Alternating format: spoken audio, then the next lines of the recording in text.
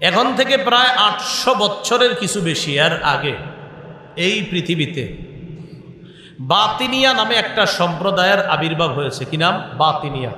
আল্লামা দাইলামি তার কিতাবে আনছেন।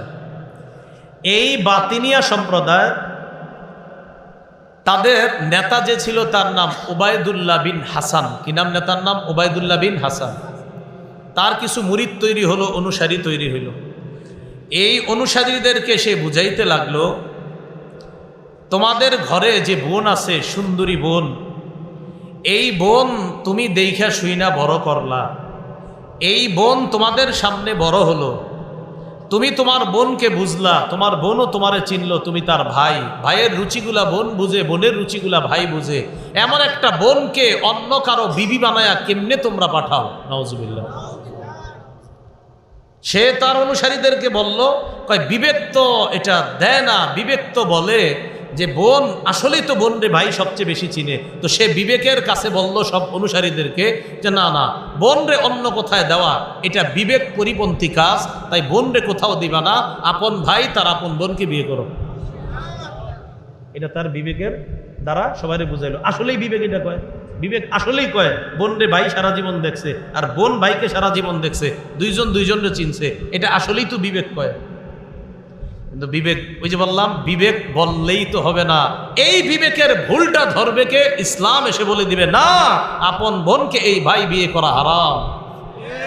এখন বিবেক আপনার যেখানে এসে বলতেছে যে বিবেক বলতেছে বোন তার ভাইকে চিনে, বোন তার ভাইকে চিনে, ভাই তার বোনকে চিনে, সারা জীবন দেখাশোনা করছে, এরাই তো বিয়ে করা। ওই ওবায়দুল্লাহ বিন হাসান তার অনুসারীদেরকে বুঝাইছে কি, এটা বিবেক এই কথাই বলে। কোরআন সুন্নাহ এসে বলতেছে না, এখানে বিবেক তোমাকে ভুল সাজেশন দিচ্ছে। কোরআন সুন্নাহ এসে বলে দিচ্ছে ভাইয়ের জন্য বোনকে বিয়ে করা হারাম। তাহলে বলেন তো, পঞ্চ ইন্দ্রিয় আর বিবেক এই দুইটাই জ্ঞানের মাধ্যমের মধ্যে সীমাবদ্ধ রাখবো, না এলমে ওহিও লাগবে? এলমে ওহি লাগবে। এই তো বুঝে আসছে আপনাদের। এলমে ওহি বলতেছে সুদ দিলে তোমাদের চোখে দেখা যায় বাড়ে। এলমে ওহি আপনাদেরকে বলতেছে সুদ দিলে তোমাদের চোখে বাড়ে, এটা তোমাদের বিবেক বুদ্ধি কয় যে সুদ দিলে আসলেই তো বাড়ে। এলমে ওহি বলতেছে না, সুদ দিলে যে বাড়ে এটা তোমাদের বিবেক বলতেছে, আর এলমে ওহি বলতেছে না, সুদ দিলে কমে আর যাকাত সদকা করলে বাড়ে। এখন বলবেন হুজুর এটা আকলে ধরে না। জ্ঞান লাভ করার প্রধান তিনটি মাধ্যম মনে রাখবেন। জ্ঞান লাভ করার তিনটি মাধ্যম। আগের মতোই রাখেন, আওয়াজ বাড়ানো দরকার নেই, প্রথমে যেমন ছিল তেমনই রাখেন। জ্ঞান অর্জনের তিনটি মাধ্যম। 1 নম্বর পঞ্চ ইন্দ্রিয়। পঞ্চ ইন্দ্রিয় মানে চোখ, কান, নাক, জিহ্বা, ত্বক। এই পঞ্চ ইন্দ্রিয় হলো জ্ঞান অর্জনের প্রথম মাধ্যম। এজন্য বাচ্চা দুনিয়াতে আসার পর, ও তো কোরআন হাদিস তখনও পড়ে না, তো আসার পর এই বাচ্চা কান্নাকাটি যা করবে সব ইন্দ্রিয় শক্তির মাধ্যমে আমরা বুঝে নিতে হবে। তবে মনে রাখতে হবে এই পঞ্চ ইন্দ্রিয়, চোখের কাজ দেখা, কানের কাজ শ্রবণ করা, চোখ কখনো শুনবে না, কান কখনো দেখবে না। পঞ্চ ইন্দ্রিয় যেগুলা, এগুলা প্রত্যেকটার একটা পরিসীমা আছে, পরিসীমা পর্যন্ত তার ক্ষমতা। চোখ দেখবে, বাস ওর পরিসীমা, ও সর্বোচ্চ দেখার কাজ। কান শুনবে, জিহ্বা আস্বাদন করবে এটা কি মিষ্টি না তিতা, নাক ঘ্রাণ নিবে এটা কি সুঘ্রাণ না দুর্গন্ধ, ত্বক স্পর্শ করে দেখবে এটা কি নরম না শক্ত। প্রত্যেকটার আলাদা ক্ষমতা। বাকি এই যে পঞ্চ ইন্দ্রিয় জ্ঞান অর্জনের এই মাধ্যমগুলা, এই মাধ্যমের একটা পরিসীমা আছে, এরপরে ও আর কাজ করবে না, ওর কাজ অতটুকু। পঞ্চ ইন্দ্রিয় যেখানে আর কাজ করবে না সেখানে কাজ করে বিবেক। কে কাজ করে? জ্ঞান অর্জনের দ্বিতীয় মাধ্যম হলো বিবেক। যেমন এই চেয়ারটা আমি দেখলাম, দেখার পর খুব সুন্দর, সব ঠিক আছে, চোখ দিয়ে দেখে সুন্দর, হাত দিয়ে স্পর্শ করে শক্ত, সব বুঝলাম। এখন আমার বিবেক বলে দিবে এটা যিনি বানিয়েছে নিশ্চিত তিনি অনেক জ্ঞানী মানুষ, না হয় এত সুন্দর কেমনে বানাইছে। এই জ্ঞান আপনাকে দিবে বিবেক। বিবেক বলবে এই চেয়ার নিশ্চিত কোনো সুন্দর হাতে তৈরি হয়েছে, না হয় যার মাথা না থাকবে তিনি এত সুন্দর চেয়ার কেমনে বানায়। যিনি বানাইছে ওনার নিশ্চিত অনেক জ্ঞান বুদ্ধি আছে, এটা বুঝছেন বিবেক দিয়ে। তাহলে পঞ্চ ইন্দ্রিয় জ্ঞান অর্জনের প্রথম মাধ্যম। ওর ক্ষমতা যেখানে শেষ সেখানে বিবেক শুরু। বিবেকেরও একটা পরিসীমা আছে, ও আনলিমিটেড আপনাকে সবকিছু সাপোর্ট করবে না, ওরও লিমিটেড। ও একটা সময় গিয়ে ও আর কাজ করবে না। যেখানে বিবেক আর কাজ করবে না সেখানে জ্ঞান অর্জনের তৃতীয় মাধ্যম এবং প্রথম প্রধান মাধ্যম ইলমে ওয়াহি, আল্লাহ প্রদত্ত বিদ্যা। পঞ্চ ইন্দ্রিয়ের কাজ না করলে তখন বিবেক করবে। বিবেকের কাজও এক সময় শেষ হয়ে যাবে, তখন কি করবে? তখন কোরআন সুন্নাহ আপনাকে দিক নির্দেশনা দেবে। যেমন আপনার প্রথম দুইটা পঞ্চ ইন্দ্রিয় আর বিবেক, সেকুলার আর ইসলামের মধ্যে এটাই পার্থক্য। যারা সেকুলারিজমে বিশ্বাসী তারা প্রথম দুইটা মাধ্যম মানে পঞ্চ ইন্দ্রিয় আর বিবেক, তারা আর কিছু লাগে না। তারা বলে আমগো হাত পা চোখ কান আছে, আমগো বিবেক আছে, বাস এর মাধ্যমে যথেষ্ট ভালো মন্দ নির্ণয় করা, আর কিচ্ছু লাগবে না। এটা হলো সেকুলারিজমে যারা বিশ্বাসী। যারা সেকুলারে আপনার বিশ্বাসী তাদের জ্ঞান অর্জনের মাধ্যম তারা মনে করে দুইটা, পঞ্চ ইন্দ্রিয় আমার চোখ আছে কান আছে, আরেকটা হলো বিবেক, এটা তাদের দুইটা। আর মুসলমানকে ইসলাম এই শিক্ষা দেয় পঞ্চ ইন্দ্রিয় আর বিবেক এই দুইটাও এক সময় অচল হয়ে যাবে, তখন তোমাকে সচল রাখবে যেই জ্ঞানটা আল্লাহ প্রদত্ত কোরআন সুন্নাহর জ্ঞান। এটা হলো তৃতীয় মাধ্যম। এটা কি? ইলমে ওয়াহি। খুব মন দিয়ে শুনেন। ইবনে মাজাহ 349 নম্বর হাদিস। এই হাদিসের বর্ণনাকারী নবীর সাহাবী আবু বকরা রাদিয়াল্লাহু তাআলা। আবু বকর না, আবু বকরা। নবীর একজন সাহাবী আছে, নাম কি? নাম আবু বকরা। عن أبي بكرة رضي الله تعالى عنه قال مر رسول الله صلى الله عليه وسلم بقبرين। নবীজি দুই কবরের পাশ দিয়ে অতিক্রম করলেন। কবরের দিকে তাকায়া বললেন ইন্নাহুমা লা ইউআজ্জাবান, এই দুই কবরের মধ্যে শাস্তি দেওয়া হচ্ছে, আযাব দেওয়া হচ্ছে। ওমা ইউআজ্জাবান ফি কাবীর, বড় কোনো অপরাধে শাস্তি দেওয়া হচ্ছে না। আম্মা আহাদুহুমা ফায়ুআজ্জাবু বিল বাউল, একজনকে শাস্তি দেওয়া হচ্ছে প্রস্রাবের কারণে।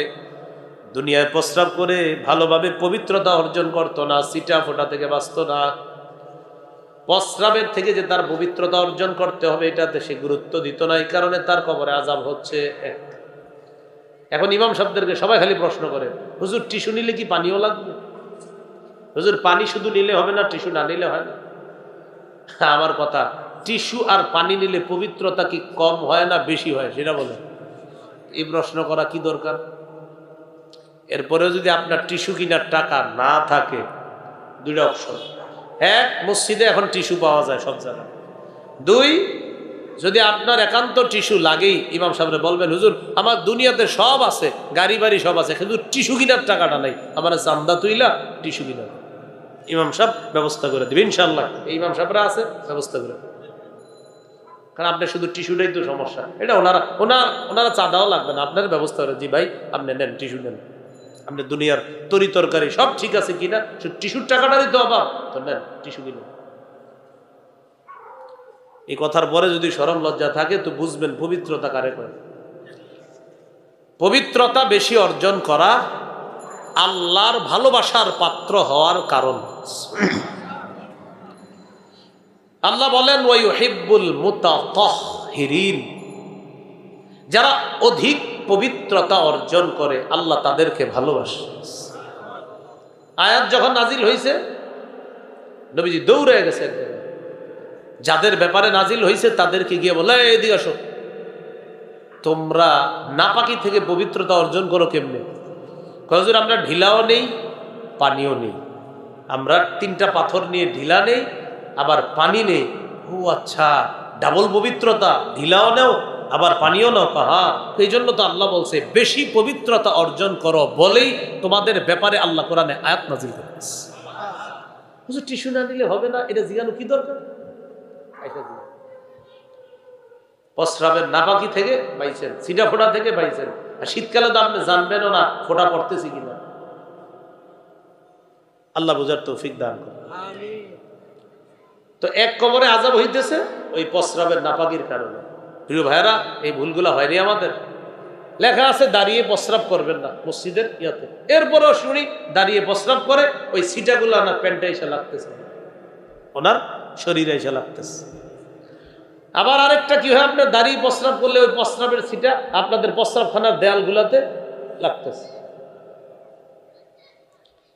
এক নাম্বার, প্রস্রাবের কারণে তার কবরে আযাব হয়। ওয়া আম্মাল আখারু ফায়ুআযাবু বিল গীবা, আরেক কবরের মধ্যে আযাব হয় গীবতের কারণে। নাউযুবিল্লাহ। গীবত বলেন কি?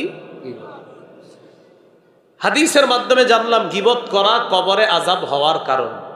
2, যে ব্যক্তি গীবত করবে ওই ব্যক্তির ব্যাপারে রাসূলুল্লাহ সাল্লাল্লাহু আলাইহি সাল্লাম বলেন সে সবচেয়ে বড় সুদ খায়। ঠিক আছে, সুদ খাওয়া হালাল না হারাম? গীবত সবচেয়ে বড় সুদ, মানে সুদ তো হারাম, নবীজি বলতেছেন গীবত ওই সুদের মধ্যে বড় সুদ গীবত। আবু দাউদ শরীফের 4876 নম্বর হাদিস। عن سعيد بن زيد عن النبي صلى الله عليه وسلم قال إن من أربى الربا الاستطالة في عرض المسلم بغير حق।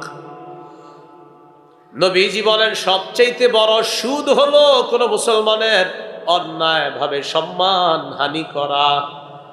গীবতের মাধ্যমে, অপবাদের মাধ্যমে, মিথ্যা কথার মাধ্যমে কোন মুসলমানের সম্মান হানি করা, নবী বলেন সবচেয়ে বড় সুদ।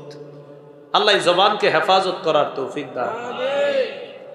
গীবতের ক্ষতি নাম্বার 3, যে ব্যক্তি গীবত করবে, কোন মুসলমানের ইজ্জতে আঘাত করবে, আল্লাহ তারে তার ঘরে হলেও লাঞ্ছিত করে ছাড়বে। ওর ঘরে হলেও, মনে করেন ও গীবত করে আরেকজনের, টেনশনে আছে আমি বাইরে গেলে সমস্যায় যদি পড়ি, তো ঘরে থাকে সেফটির জন্য। রাসূল বলেন তোমারে ঘরে অপমান করবে না।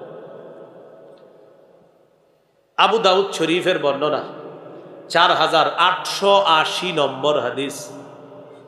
এই হাদিসের বর্ণনাকারী সাহাবীর নাম আবু বারজাহ আল আসলামী রাদিয়াল্লাহু তাআলা।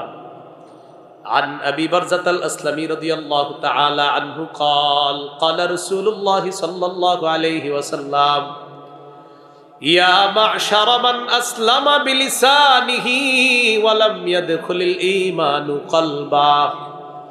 এই সমস্ত মুসলমান যারা মুখে ইসলাম গ্রহণ করেছ, যাদের কলবের মধ্যে এখনো ঈমান ঢুকে নাই।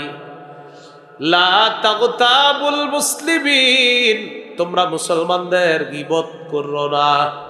নবী বলেন তোমরা মুসলমানদের গীবত করো না। ওয়ালা তাত্তাবিউ আওরাতিহিম, মুসলমানদের দোষ তালাশ করবা না। ফাইন্নাহু মান ইত্তাবা আওরাতিহিম ইয়াত্তাবিউল্লাহু আওরাতা, কোন ব্যক্তি যদি অন্য মুসলমানের দোষ তালাশ করে, আল্লাহ তার দোষগুলা প্রকাশ করে দেয়। তাকান, আমরা দুইজন, আমি খুঁজি ওনার দোষ, আল্লাহ আমারটা, আমি খুঁজি ওনারটা, আল্লাহ আমারটা।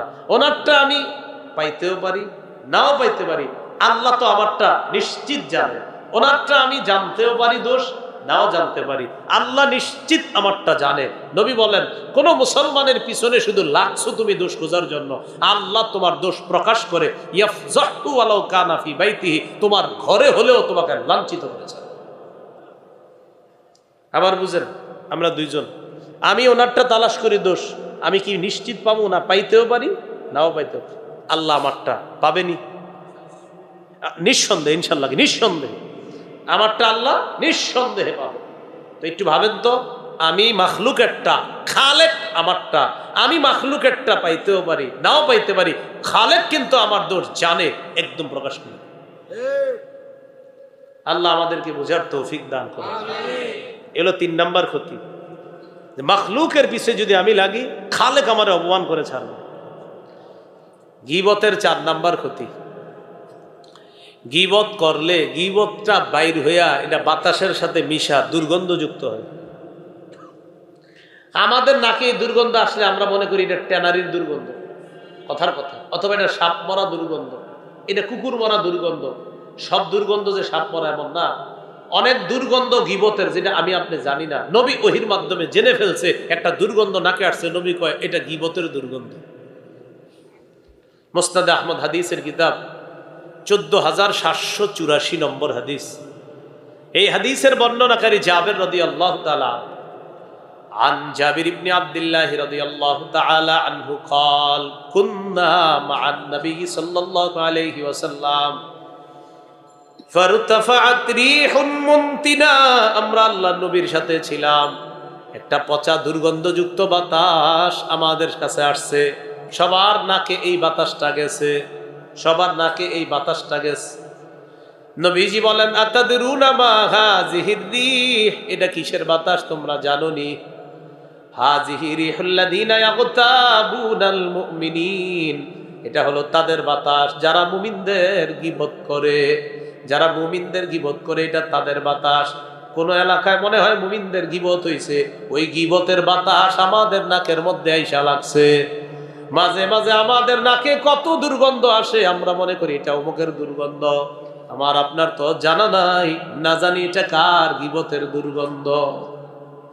আমগো দেশে এই দুর্গন্ধ বেশি গীবতেরই, কারণ গীবত এটা এখন আপনার সব জায়গায় চলছে।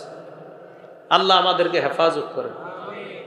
হ্যাঁ, গীবত গীবাতের মজা, খালি মজা, গীবতে কিন্তু খুব মজা। 5 নম্বর, যে ব্যক্তি গীবত করে কিয়ামত পর্যন্ত তামার নখ দিয়ে তার চেহারা আর বুক সে খামচাইতে থাকবে। আবু দাউদ শরীফের 4878 নম্বর হাদিস। এই হাদিসের বর্ণনাকারী আনাস ইবনু মালিক রাদিয়াল্লাহু তাআলা عن أنس بن مالك رضي الله تعالى عنه قال قال رسول الله صلى الله عليه وسلم لما عرج بي مررت بقوم لهم أصفار من نحاس يخمشون وجوههم وصدورهم। নবী বলেন মেরাজের রাতে আমি রওনা করলাম, একদল মানুষের পাশ দিয়ে গেলাম, যাওয়ার সময় তাদেরকে দেখলাম তাদের নখগুলা তামার নখ। তামার নখ, তামা চিনেননি? তামা তামা তামার নখ। এই তামার নখ দিয়ে তাদের চেহারা খামচায়, বুক খামচায়, চেহারা খামচায়, বুক খামচায়। আমি প্রশ্ন করলাম মানহা উলা ইয়া জিবরিল, জিবরিল এরা কারা? জিবরিল আমিন জবাব দেয় হা উলা ইল্লাযিনা কুলুনা লুহুমান নাস, এরা তারা যারা মানুষের গোশত ভক্ষণ করত দুনিয়ার মধ্যে, মানে গীবত করত, এরা তারা। কিয়ামত পর্যন্ত এইভাবে তারা তাদের মুখ আর বুক খামচাইতে থাকবে। 6 নম্বর, যারা গীবত করে, গীবতের ক্ষতি একটা, গীবত করা মানে পেটের মধ্যে এক গোলা আগুন ঢুকানো। একটা গীবত এক দলা আগুন, একটা গীবত এক দলা আগুন। প্রতি গীবত আগুন, প্রতি গীবত আগুন। গীবত বের করি মুখ দিয়ে, সাথে সাথে আগুনের দলা ঢুকে। গীবত বের করি মুখ দিয়ে, আগুনের দলা ঢুকে। দলিল আবু দাউদ শরীফের 4881 নম্বর হাদিসের বর্ণনা। এই হাদিসের মধ্যে আসছে قال رسول الله صلى الله عليه وسلم من أكل برجل مسلم أكلة فإن الله يطعمه مثلها من جهنم। এক লোকমা খাবার খাইতে খাইতে গীবত করতেছেন, এক লোকমা খাবার এনেছে, আরে জানো লোকটা কত খারাপ, খাবারটা গিলছেন। فإن الله يطعمه مثلها من جهنم, যেই পরিমাণ খাবার গিলছেন আর গীবত করছেন, নবী বলেন ওই পরিমাণ আগুন জাহান্নামে তার পেটের মধ্যে আল্লাহ ঢুকায় দিবে। আগুন আল্লাহ খাওয়ায় দিবে। ইউতিমু মানে খাওয়ানো, আল্লাহ তারা খাওয়ায় দিবে ওই পরিমাণ আগুন। গীবতের 7 নাম্বার ক্ষতি, গীবত করা মরা জানোয়ারের গোশত খাওয়ার চেয়ে বড় অপরাধ করা। মরা জানোয়ারের গোশত খাওয়ার চেয়ে বড় অপরাধ করা। হাদিসের একটা কিতাব আছে আল আদাবুল মুফরাদ, 737 নম্বর হাদিস।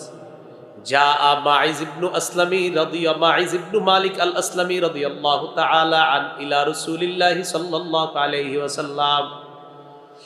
معاذ بن مالك নামক একজন আল্লাহর নবীর কাছে আসছে। আসার পর কয় হুজুর আমি ব্যভিচার করছি, আমার বিচার করেন। যাও, এটা করো নাই তুমি একবার। আবার আসছে, আসার পর কয় হুজুর আমি ব্যভিচার করছি, বিচার করেন। না করো নাই, যাও তুমি। 3 নাম্বার বার আসছে, আয়েশা কয় হুজুর আমি ব্যভিচার করছি, বিচার করেন। নবী কয় আর তুমি করো নাই, যাও। চতুর্থবার আয়েশা কয় হুজুর আমি ব্যভিচার করছি, আকিম আলাইয়াল হাদ্দা, বিচার করেন। ফারাজামাহুন নবী সাল্লাল্লাহু আলাইহি ওয়াসাল্লাম ফির রাবিআ, চতুর্থবার আল্লাহ নবী তারে পাথর মারার ব্যবস্থা করলেন। চতুর্থবার পাথর মারার ব্যবস্থা করলেন।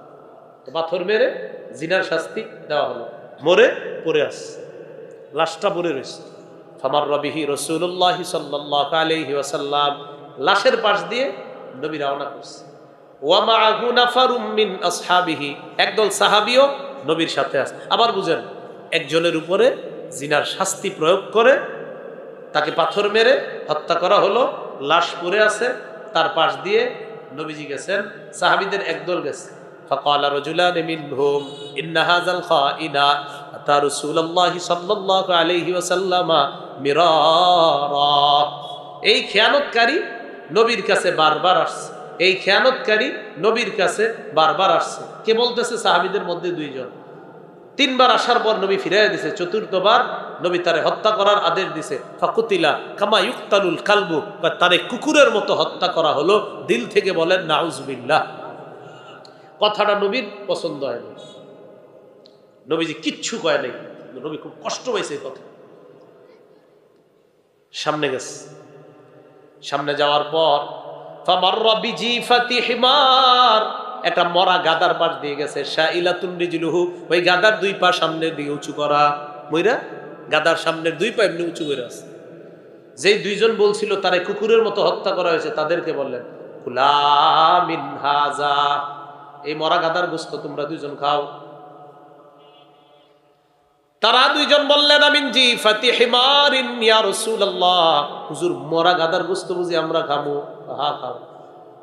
আল্লাযী নিলতুমা মিন ইরজি আখিকুমা আনিফা আকসার, এই মাত্র তোমাদের ভাইয়ের ব্যাপারে যা বললা, এই মরা গাদার গোশত খাওয়ার চাইতে বড় অপরাধ করে ফেলছো এটা, তো সেটা যেহেতু করতে পারছো, এটা করলে আর কি সমস্যা, খাও খাও, ধমক দিলেন। অর্থাৎ এই মরা গাদার গোশত, এটার অপরাধটা ওটার চেয়ে একটু কম, এটাও কবিরা গুনাহ, ওটাও কবিরা গুনাহ করছো, বাকি মরা গাদার গোশত খাওয়া যেমন হারাম, এর চেয়ে আরো বড় হারাম তুমি তোমার কোনো ভাইয়ের ব্যাপারে একটা সমালোচনামূলক কথা বলো। নবীজি বললেন যার ব্যাপারে বললা কুকুরের মতো হত্যা করা হয়েছে, জানুনি ওহির মাধ্যমে জানতে পারলাম ইন্নাহু ফি নাহরিম মিন আনহারিল জান্নাতি ইয়াতাগাম্মাস, এই মুহূর্তে সে জান্নাতের নদীর মধ্যে সাঁতার কাটতেছে। বলেন গীবত করব না, গীবত শুনবো না, গীবতের মজলিসে বসবো না।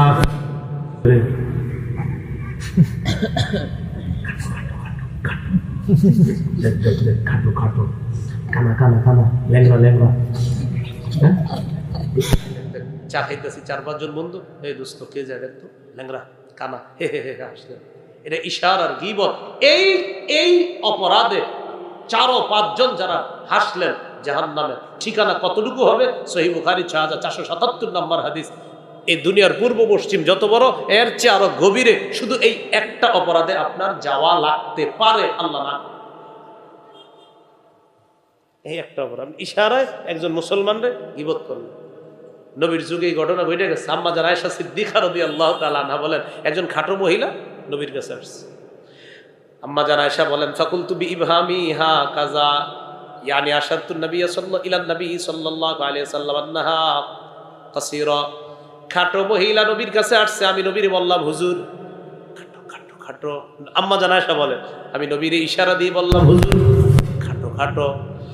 মুখের উপর আল্লাহ নবী আমাকে বললেন আয়েশা, মুখ দিয়ে যদিও কিছু বলো নাই, আঙ্গুলে তো দেখায় দিছো মহিলাটা খাটো, তুমি তার গীবত করছো। তুমি তার সাথে সাথে, কেমন শিক্ষক ছিলেন আমাদের নবী, স্বামী আবার শিক্ষক, স্ত্রীকে সাথে সাথে সংশোধন করছো, ইশারা করছো খাটো, তাই না? মুখে কিছু বলো নাই, না ইশারা করলাম, গীবত করছো। আল্লাহ হেফাজত করে। 4 নাম্বার লেখার গীবত। ফেসবুক চালাননি? হ্যাঁ, আরে ফেসবুক চালাননি? বাস ফজরের পর উঠে একটা স্ট্যাটাস দিয়ে দিচ্ছেন, অমুক এই সমস্যা, অমুকের এই সমস্যা। যদি ওই সমস্যা না থাকে সেটার কি হবে আমাকে বলো। আপনি একটা মিথ্যা কথা ফেসবুকে ছড়াইয়া দিলেন, যেই ব্যাপারে মিথ্যাটা লেখলেন বাস্তবিক অর্থে যদি এটা তার না হয়ে থাকে, আপনার এই কথায় এই বাংলাদেশের 1 কোটি 2 কোটি অলরেডি মানুষ জেনে ফেলছে লোকটা খারাপ, কিন্তু 2 দিন পর প্রমাণিত হয়েছে আসলে এটা তার অপরাধ না। বলেন তাদের ব্যাপারে এই যে ধারণা তৈরি করলেন, এটার জন্য দায়ী হবেন? ভিডিও করেন না,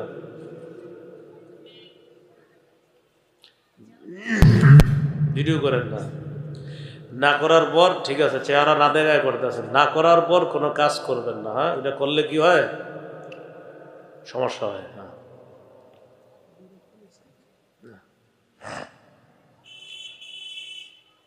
এগুলা লাগাবেন না, এগুলা লাগাবেন না, সামনে থেকে এগুলা লাগাবেন না। হ্যাঁ, ঠিক আছে, ভিডিও করা নিষেধ। জানেননি আপনি? ইউটিউবার হলে তো জানার কথা, কেন আসছেন এখানে? আল্লাহ পাক রব্বুল আলামিন কাউকে মন্দ নামে ডাকতে নিষেধ করেছেন। মন্দ উপাধিতে কাউকে না ডাকা, মন্দ নামে না ডাকা। জালালউদ্দিন, নাম জালালউদ্দিন, কয় জালু মিয়া। জালু মিয়ার নাম যে জালালউদ্দিন, উনি না বলা পর্যন্ত আপনি বুঝবেন না ওনার নাম যে জালালউদ্দিন, বলতেছে জালু মিয়া। মাজহারুল ইসলাম মাজু মিয়া, ওনারে আপনি ছোটবেলা থেকে জানছেন ওনার নাম মাজু, আসলে ওনার নাম যে মাজহারুল, এটা উনি না বললে আপনি জানবেনই না। নামের বিকৃতি এমন ভাবে হচ্ছে, এগুলা নিষেধ। আর বিশেষ করে বিকৃত নাম যদি এমন হয় যেটাতে কবিরা গুনাহ হয়, তওবা না করলে কোরআনের ভাষা অনুযায়ী জালেম, জালেম হব। বলেন নাউজুবিল্লাহ। 11 নম্বর আয়াতে আল্লাহ 3টি অপরাধের কথা বললেন, 12 নম্বর আয়াতেও 3টি অপরাধ। তো আগের 3টা আর এখন হবে নাম্বার 4। ইয়া আইয়ুহাল্লাযীনা আমানু ইজতানিবু কাসীরাম মিনাজ-যন, হে ঈমানদারগণ তোমরা বেশি পরিমাণে অনুমান করা থেকে বাঁচো।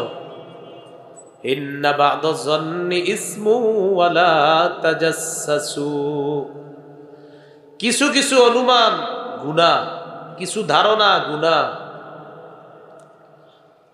আমরা কারো ব্যাপারে ধারণা সহজে করে ফেলি। আর ফেসবুকের যুগে তো একজন মানুষকে নগদ সেকেন্ডের মধ্যে একজন আল্লাহর ওলিরে শয়তান বানায় দিতে আমাকে সময় লাগে না। একজনে লিখে দিছে অমুক এরকম, আপনিও বিশ্বাস করে ফেলছেন আসলে এরকম, কিন্তু আপনি যে বিশ্বাস করে ফেললেন যদি এরকম না হয়। এজন্য খারাপ ধারণা না করা, কিছু ধারণা পাপ। 5 নাম্বার, ওয়ালা তাজাসসু, তোমরা আরেকজনের দোষ অনুসন্ধান করো না, সিআইডিগিরি করবা না, জাসুসি করবা না কারো পিছনে। 6 নাম্বার, ওয়ালা ইয়াগতাব বা'দুকুম বা'দা, তোমাদের একজন আরেকজনের গীবত করবা না। গীবত আমাদের কাছে এখন ঘি ভাতের মতো। বলেন কিসের মতো? ঘি ভাত মজা, গীবত মজা, গীবত মজা, ঘি ভাত এটাও মজা। দোনোটা কি দিয়ে হয় বলেন তো? মুখ দিয়ে। ঘি ভাত মুখ দিয়ে খায়, মজা। গীবত মুখ দিয়ে করে, এটাও মজা, খুব মজা। একটার মাধ্যমে স্বাস্থ্যের উপকার হয়, আর একটার মাধ্যমে জাহান্নাম অবধারিত হয়। এই তাহলে ঘি ভাত এটাও মজা, গীবত খুব মজা। গীবত তো আপনার ঘি ভাতের চেয়ে আরো মজা। এই জন্য দেখবেন আমরা কোনো মজলিসে বসলে আপনি যদি ভালো ভালো কথা বলেন দেখবেন অতটা জমতেছে না মজলিস, কিন্তু যখন আপনি 2-4টা কারো নামে দোষ শুরু করবেন তখনই দেখবেন মজলিস পুরো জমে গেছে। হ্যাঁ, শুরু হয়ে গেছে, ওই যে আপনার মজা শুরু হয়ে গেছে। তো ইবলিসের মজা, গীবতের মজা। গীবত কাকে বলে? তিরমিজি শরীফের 1934 নম্বর হাদিসের বর্ণনা, 1934। মুসলিম শরীফের কিতাবুল বিররি ওয়াসসিলাতি ওয়াল আদাব বাবু তাহরিমিল গীবা, গীবত করা হারাম, এই শিরোনামে একটা হাদিস। عن أبي هريرة رضي الله تعالى عنه قال قال رسول الله صلى الله عليه وسلم أتدرون ما الغيبة রাসূলুল্লাহ সাল্লাল্লাহু আলাইহি ওয়াসাল্লাম বলেন, তোমরা কি জানো গীবত কাকে বলে? ক্বালু আল্লাহু ওয়া রাসূলুহু আ'লাম, আল্লাহ আর তার নবী ভালো জানে। নবীজি বললেন, যিকরুকা আখাকা বিমা ইয়াকরাহু, তুমি তোমার ভাইয়ের ব্যাপারে এমন কিছু বলা, কোন ব্যক্তির ব্যাপারে এমন কিছু বলা যে কথাগুলা যদি ওই ব্যক্তি শোনে তাহলে অপছন্দ করবে, তার ব্যাপারে এই কথাগুলা বলার নামই গীবত। আমি ওনার ব্যাপারে আপনাদের সামনে কিছু বলছি, উনি এখানে নাই, কিন্তু উনি যদি থাকতেন এগুলা অপছন্দ করতেন, এটি গীবত। قيل أرأيت إن كان في أخي ما أقول يا رسول الله,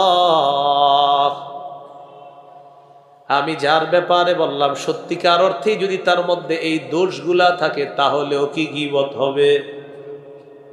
এলাকার এক আব্দুর রহমানের কোন এক ব্যক্তির ব্যাপারে আপনাদের সামনে বললাম, নবীজিরে বললেন, হুজুর যদি আমি যার ব্যাপারে বললাম তার মাঝে যদি সত্যি সত্যি এই অপরাধটা থাকে তাহলেও কি গীবত?